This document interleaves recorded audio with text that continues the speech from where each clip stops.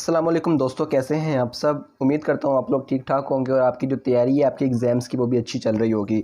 आज की वीडियो में मैं आप लोगों को एक क्लोज़अप लुक देने लगा हूँ पेपर प्रेजेंटेशन की, क्योंकि आप लोगों के जो पेपर्स हैं वो कल बच्चों के भी पेपर हैं और इसके अलावा जो लोग बाद में वीडियो देखेंगे उनके भी पेपर्स आने हैं। तो उनके लिए प्रेजेंटेशन दोबारा से मैं एक बार लेकर आया हूँ, लेकिन अब मैं पूरे हथियारों के साथ आया हूँ। ठीक है, हर एक चीज़ मेरे पास है जिसको हमने पेपर प्रेजेंटेशन में चाहिए होगी। सो आपको एक एक चीज़ का मैंने डिटेल से बताना है, तो आपने इस वीडियो को पूरा कंटिन्यू वॉच करना है। ठीक है, देखिए मतलब मैं आपको एग्जांपल देकर बताऊं तो ये दो मार्कर हैं। ठीक है, आपको पर्पस बताना है कि दो मार्कर किस लिए रखें और आपको दो मार्कर किस लिए रखने की ज़रूरत है। इसके साथ हमारे पास 604 मार्कर भी है और साथ इंक पेन से भी हम लोग थोड़ा सा काम करेंगे। ठीक है, और साथ आपको स्केल वगैरह ये सारी स्टेशनरी है। ठीक है, तो आप लोगों को पता होना चाहिए कि किस पॉइंट पर हमने क्या चीज़ इस्तेमाल करनी है। सो स्टार्ट करें आज की वीडियो को, चलिए स्टार्ट करते हैं। सो अभी मेरे पास दो मार्कर है। अगर आप लोगों को डिफरेंस बताऊँ, मैंने सबसे पहले देखें निशानी लगाने के लिए इस पर मैंने यहाँ पर टेप लगा दी है। ठीक है, और ये सिंपल वाला मार्कर है। अब इसकी वजह ये है जैसा कि आप लोगों ने भी ये काम करना है। सो मैं अगर इन दोनों मार्कर्स को ओपन करता हूँ, ठीक है, अब देखें ज़रा आप लोग। अब अगर आप लोगों को नज़र आ रहा हो तो यहाँ पर ये जो हमारे पास सी ए वाला मार्कर है इस पर देखें आप लोग, यहाँ पर गैप है। ठीक है, यानी कि ये डबल मार्जिन लाइन लगाने के लिए, और ये सिंपल एक नॉर्मल 605 मार्कर है। ठीक है, तो अब इस मार्कर को बनाने का जो तरीका है वो मैंने आप लोगों को बताया हुआ है। ठीक है, मैं एक बार इसको हर बार आपने इस्तेमाल करने से पहले ना इसको हल्का सा यहाँ से ऐसे कर लेना है, ताकि इसमें जो गैप है ये वो ज़्यादा हो जाए और आप लोगों की जो लाइन है वो अच्छे तरीके से लग जाए। क्योंकि आपके बोर्ड के पेपर में लाइन्स आपको लगानी पड़ेंगी खुद, तो मैं आप लोगों को लाइन लगाने का भी जो ट्यूटोरियल है वो देने लगा हूँ। ठीक है, तो उसके लिए आप लोगों ने क्या करना है, पेज को आपने उल्टा कर लेना है। ठीक है, पेज को आपने उल्टा कर अब आपने यहाँ पर लाइन लगानी है। ठीक है, इस तरह आपको जो व्यू है आपकी मार्जिन लाइन का वो अच्छा मिल जाएगा।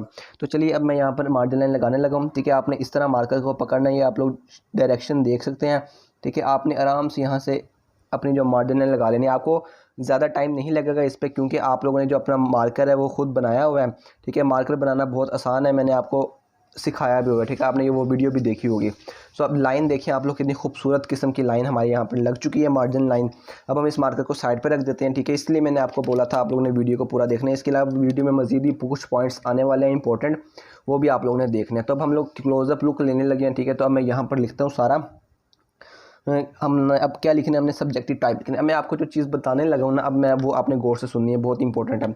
देखिए यहाँ पे हमने 1 इंच की यहाँ पर लाइन लगाई है, तो आपने एज्यूम कर लेना है कि 1 इंच हमारा यहाँ पर है। ठीक है, यानी कि आपने मतलब यहाँ पर आपने एज अ सपोज कर लेना है। ठीक है, इसका मतलब ये पेज है, हमने इस पेज के सेंटर में अपना सब्जेक्टिव टाइप लिखना है। तो उसका जो आसान तरीका है ना वो मैं आप लोगों को आज बताने लगा हूँ, ताकि हम कभी कभार होता है ना हम लोग लिखना स्टार्ट करते हैं यहाँ से, वो हमारा सेंटर में नहीं आ पाता बल्कि मज़ीद आगे चला जाता है। ठीक है, तो उसका जो हल है वो आज की वीडियो में बताता हूँ आप लोगों को। आपने क्या करना है, आपने इस लिखने से बिल्कुल स्टार्ट करने से पहले यहाँ पर अगर आपको नज़र आ रहा हो तो हमने क्या करना है, यहाँ पर इस तरह एक ब्रैकेट लगा लेनी है। ठीक है, यहाँ पर हम लोगों ने इस तरह एक ब्रैकेट लगा लेनी है यहाँ पर भी, और यहाँ पर हमारा जो 1 इंच ख़त्म हो रहा था तो यहाँ पर, इसका मतलब है अब आपको सेंटर पता चल गया है। ठीक है, कि आपने जो भी लिखना है इसके सेंटर में लिखना है। ठीक है, तब यहाँ पर हम लोग लिखते हैं सब्जेक्टिव टाइप। अब आपको पता होगा कि यार मैं इसको ज़्यादा बड़ा नहीं लिखूँ या ज़्यादा छोटा नहीं लिखूँ, ताकि मेरा बाहर ना चला जाए। ठीक है, सो अब इस तरह हम लोग सब्जेक्टिव टाइप यहाँ पर लिखेंगे। राइटिंग आपकी जैसी भी है चलेगा। ठीक है, लेकिन आपका जो तरीक़ाकार है वो ऐसा ही होना चाहिए। ठीक है, राइटिंग पे मैं कभी भी फोकस नहीं करता। ठीक है, आपका जो तरीका है, ठीक है, जो लुक है, पैटर्न है, वो आपका मैटर करता है। अब जब का सेक्शन होगा वो इससे हाफ होना चाहिए। ठीक है, ताकि हमारी जो तरतीब है, खूबसूरती है, वो बनी रहे। यहाँ से भी इतना सा डिस्टेंस छोड़ देना है, यहाँ से भी इतना सा डिस्टेंस छोड़ देना है। और अब यहाँ पर हम लोग लिखते हैं अपना सेक्शन।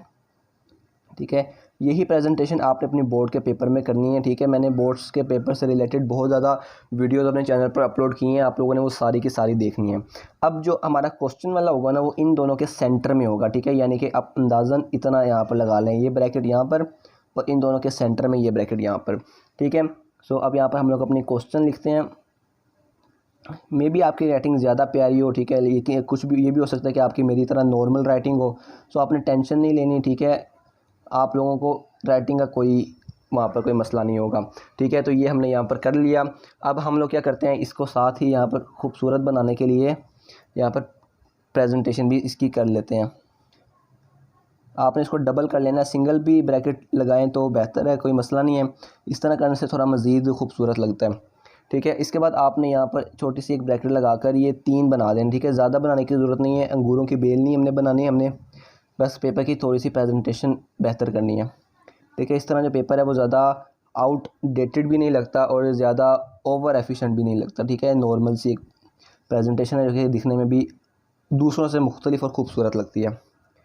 सो इस तरह ये काम करने के बाद अब हमने क्या करना है, अपना जो 604 मार्कर, ठीक है, छोटी निब वाला, ये हमने इस्तेमाल करके अब जो आपने क्वेश्चन लिखना होगा वो आप लिख सकते हैं, ठीक है।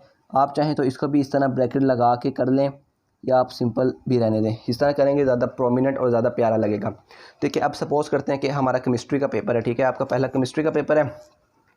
सो हम उसकी जो सबसे पहले कोई डेफिनेशन चूज़ कर लेते हैं। फॉर एग्ज़ाम्पल हम लोग यहाँ पर डायनेमिक इक्विलिब्रियम लिख रहे हैं। आप लोगों ने पूरा क्वेश्चन नहीं लिखना, आप लोगों ने सिर्फ क्या लिखना है, आपने एक हेडिंग देनी है, ठीक है, हेडिंग देनी है डायनेमिक इक्विलिब्रियम की, ठीक है। इसके बाद अब क्योंकि इसकी डेफिनेशन है, जो पॉइंट डेफिनेशन के आएंगे वो आपने स्टार्ट करने होते हैं इट इज़ डिफाइंड के साथ, ठीक है। यानी कि आपने यहाँ पर लिख देना इट इज़, और जो कोई स्टेटमेंट होगी या जो कोई लॉ होगा उसमें आप लिखना है इट इज़ स्टेटेड एज, ठीक है। और अगर कोई सवाल है व्हाट इज़ वाला तो वो आपने सिंपल स्टार्ट करना है, ठीक है। अब हमने यहाँ पर अपनी जो डेफिनेशन है उसको स्टार्ट करना है। डेफिनेशन स्टार्ट करने का वही तरीका, अब हमने यहाँ पर अगर 1 इंच की मार्जिन लाइन सपोज की हुई है तो हमने बिल्कुल पेज के सेंटर में करके ये कोमाज लगा लेने हैं, ठीक है, कोमा लगाना है। और हमने यहाँ पर डायनेमिक इक्विलिब्रियम की डेफिनेशन लिखना शुरू कर देनी है। तो मैं टाइम बचाने के लिए उसको पहले ही लिख लेता हूँ। सो ये मैंने अब पेन के साथ यहाँ पर ये देखें आप लोग बिल्कुल सेंटर में करके पेज के हमने यहाँ पर डेफिनेशन लिख ली है। और डेफिनेशन में जहाँ दोबारा उस हेडिंग का नाम रिपीट हो रहा था, यानी कि डायनेमिक इक्विलिब्रियम की डेफिनेशन लिख रहे थे, तो उसको मैंने बोल्ड करके लिख दिया है ताकि आपको यहाँ पर प्रोमिनेंट हो, आपकी प्रेजेंटेशन अच्छी लगे। इसके साथ मैंने ये जिस तरह मैं बताता होता हूँ कि कोई भी आपका साइंस सब्जेक्ट है तो वो हर शॉर्ट क्वेश्चन मिनिमम 2 हेडिंग्स का होना चाहिए। तो पहली जो हेडिंग होगी वो तो डेफिनेशन होगी, दूसरी कोई एग्जांपल हो सकती है, कोई डायग्राम हो सकती है, कोई फॉर्मूला हो सकता है, ठीक है। तो इस सेंस में अब हम लोग यहाँ पर एक डायग्राम बनाने लगे हैं ताकि हमारी ये चीज़ भी कवर हो जाए, ठीक है। तो अब हम यहाँ पर लिखने वाले, अब यहाँ पर डायग्राम की आप लोग हेडिंग दे दें, ठीक है, डायग्राम, ठीक है। अब मैं आपको वो ड्रॉ करके दिखा देता हूँ, ठीक है। अब मैंने ये देखिए यहाँ पर एक डायग्राम बना दी है, ठीक है। डायग्राम आपने खूबसूरत बनानी है, ठीक है, नीट एंड क्लीन होनी चाहिए। जो इंपॉर्टेंट आपका अगर कोई ग्राफ है तो वो आपने क्या करना है, मार्कर से जो उसका इंपॉर्टेंट वर्ड है वो लिख देना है। इसके अलावा आप लोगों ने जो लेबलिंग उसको लाजमी करना है, क्योंकि कोई आपकी डायग्राम लेबलिंग के बगैर नहीं है। आपकी केमिस्ट्री में बहुत ज़्यादा डायग्राम्स है, आपने पेपर पर जाने से पहले आधा घंटा लगेगा आपको पूरी बुक्स के डायग्राम को रिपीट करते हुए, पेपर पर प्रैक्टिस करते हुए, तो आपने एक बार लाजमी से करके जानी है। अब हम लोग इसकी जो मार्जिन लाइन्स के बाद एंडिंग लाइन्स है उसकी तरफ बढ़ते हैं, ठीक है। आपने ये बात याद रखनी है कि एंडिंग लाइन हमेशा हमने हर पार्ट के बाद नहीं लगानी, बल्कि जब हमारा क्वेश्चन नंबर 2 के पाँचों पार्ट ख़त्म हो जाएंगे फिर क्वेश्चन नंबर, तब हमने उसकी एंडिंग लाइन लगानी है कि हमारा पूरा क्वेश्चन का पार्ट ख़त्म हो गया। फिर आपने ये नहीं करना कि इसका ए पार्ट किया, यानी कि पहला पार्ट किया फिर आप एंडिंग लाइन लगाएं, फिर दूसरा पार्ट किया फिर एंडिंग लाइन लगाएं, ऐसा नहीं है आप लोगों ने करना, ठीक है। और अब हम लोग यहाँ पर टाइम बचाने के लिए हम लोगों ने जिस मार्कर से, ये वाला जो हमारा मार्कर था, इससे जिसकी डबल निब है, इसी से हम लोग क्या करेंगे, अपनी एंडिंग लाइन लगाएंगे। अब आप लोगों को लग रहा होगा कि ये इतनी लंबी वीडियो है, इसका मतलब है हमें टाइम भी इतना ज़्यादा लगेगा। लेकिन मैंने आप लोगों को, अगर आपने मेरी वो लाइव वीडियो नहीं देखी जो मैंने अपलोड की थी, ठीक है, उसमें मैंने आपको पेपर्स से मुतल्लिक काफ़ी ज़्यादा इंपॉर्टेंट बातें बताई थी जो कि आपको यूजुअली नहीं पता होती, कोई टीचर आपको बताता भी नहीं है। उसमें मैंने आपको कैसे बताया था कि कैसे आपने ये सारा प्रेजेंटेशन वाला जो काम है, इंक्लूडिंग पूरी बुकलेट जो 20 से 22 सफ़े होते हैं, उस पर मार्जिन लाइन भी और साथ ये प्रेजेंटेशन भी आपने अपने सब्जेक्टिव पेपर को मिलने से पहले ही आप लोगों ने कर ली होगी, ठीक है। अगर आपने वो वीडियो नहीं देखी, वो देखें, बड़ी इंपॉर्टेंट वीडियो है। इसमें मैंने हर चीज़ बताई है कि आपने कैसे ऑब्जेक्टिव मिलने से पहले तक आपने ये अपनी सारी मार्जिन लाइन भी लगा लेनी है और साथ प्रेजेंटेशन भी कर लेनी है, ठीक है। तो वो वीडियो बहुत इंपॉर्टेंट है, ठीक है। इसके बाद हम लोग यहाँ पर इसको भी मार्जिन लाइन, इसके नीचे भी अंडरलाइनिंग कर लेते हैं, ठीक है। हेडिंग के नीचे भी आपने अंडरलाइन लाजमी से करना है, ठीक है, ताकि हेडिंग जो है वो प्रोमिनेंट हो जाए, ठीक है। इस तरह आप लोगों ने करना है। और इसके बाद ये डायग्राम की हेडिंग या कोई एग्जांपल की हेडिंग होगी तो वो भी हमने क्या करनी है, अंडरलाइन कर लेनी है, ठीक है। और मैं यहाँ पर आपको लगाने का तरीका बता देता हूँ। आपने बिल्कुल सेंटर में करके अपनी margin line, ending line sorry, लगानी है, ठीक है, तो ये थी हमारी खूबसूरत सी एक प्रेजेंटेशन क्लोजअप लुक के साथ। आप लोगों ने देखा होगा कि मैंने इसको कैसे लिखा है और कैसे बनाया है।